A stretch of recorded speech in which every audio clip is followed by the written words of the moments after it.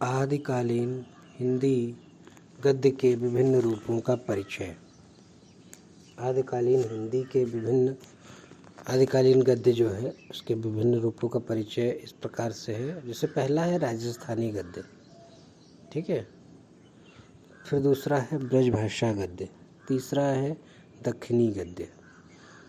बात करें सबसे पहले राजस्थानी गद्य की, तो राजस्थानी गद्य का सूत्रपात जो है वो 10वीं शताब्दी से हो गया था।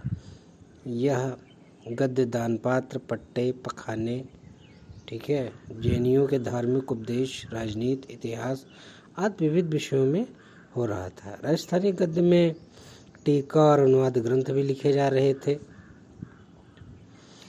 यह गद्य प्रारंभ संस्कृत की समाज शैली और भाषा के अभ्रंश रूपों से प्रभावित था। स्वतंत्र रूप से लिखे गए मौलिक और अनुदित ग्रंथों में इसके साहित्यिक रचनाओं के स्वरूप प्राप्त होते हैं। इसके अलावा टीकाओं में और कवियों की निजी रचनाओं के बीच बीच में टीकाओं के रूप में भी जो है राजस्थानी गद्य का स्वरूप मिलता है। राजस्थानी गद्य हिंदी गद्य का सबसे प्राचीनतम रूप है। फिर है ब्रजभाषा गद्य। इस गद्य का प्रयोग गोरखपंथी योगियों ने अपने धार्मिक उपदेशों में किया है। इसकी प्राचीनता के विषय में आचार्य रामचंद्र शुक्ल का मत है कि चाहे जो हो, यह संवत 1400 के ब्रजभाषा गद्य का नमूना है। लक्ष्मी सागर वार्ष्णेय ने इसकी प्राचीनता के विषय में कहा है कि इस संबंध में कुछ गोरखपंथी रचनाओं के नाम लिए जा सकते हैं, जिसमें राजस्थानी और खड़ी बोली मिश्रित ब्रजभाषा गद्य के उदाहरण मिलते हैं।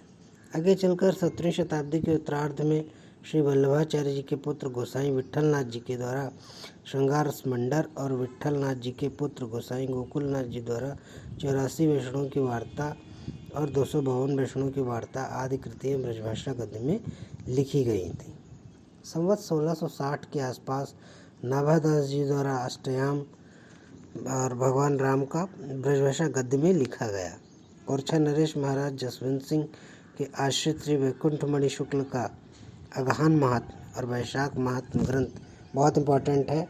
वैकुंठमणि शुक्ल का अगहन महात्म्य और वैशाख महात्म्य प्रश्न पूछा जाए कि अगहन महात्म्य वैशाख महात्म्य की रचना किसने की, तो आप बताएंगे वैकुंठमणि शुक्ल ने, ठीक है।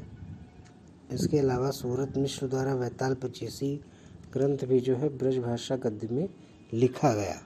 आधुनिक काल में लल्लूलाल जी द्वारा राजनीति और माधव विलास ग्रंथ ब्रजभाषा में लिखे गए, ठीक है, तथा माटला के माणिकलाल ओझा कृत सोमवंशन की वंशावली ब्रजभाषा गद्य में लिखा गया ग्रंथ है। इसके अलावा दक्षिणी गद्य की बात करें तो दक्षिणी गद्य का प्रयोग दक्षिण भारत के निवासी मुसलमानों के दक्षिण प्रवेश के पहले ही ये उत्तर भारत की भाषाओं और बोलियों से परिचित होने के साथ करने लगे थे, ठीक है। आरंभ में उन्होंने हिंदी को कभी जवान हिंदुस्तान कहा और कभी दक्षिणी कहकर पुकारा।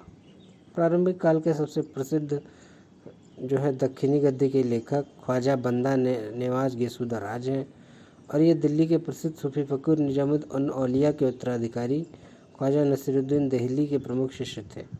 इनकी प्रमुख कृत है मेराजुल आस्कीन, ठीक है, मेराजुल आस्कीन दक्षिणी गद्य की पहली पुस्तक मानी जाती है। इसकी अन्य दो छोटी छोटी जो है रचनाएं शिकारनामा और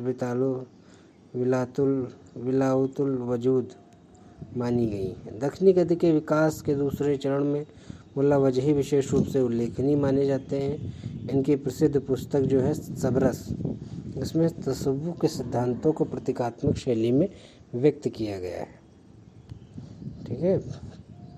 तो सबरस किसकी रचना है? मुल्ला वजही की। सबरस को उर्दू साहित्य की प्रथम गद्य रचना माना जाता है, इसलिए उर्दू साहित्य में से विशेष स्थान प्राप्त है। दक्षिणी गद्य के विकास के तीसरे चरण में अनेक गद्य लेखकों ने अपनी रचनाओं द्वारा वजही की परंपरा को ही आगे बढ़ाया। इस युग के प्रसिद्ध लेखकों में सैयद हुसैन अली खान है, ठीक है, जिन्होंने 4 दरवेश का जो है फारसी से दक्षिणी में अनुवाद किया था। तो ये भी महत्वपूर्ण है, सैयद हुसैन अली खान ने 4 दरवेश का फारसी से दक्षिणी में अनुवाद किया।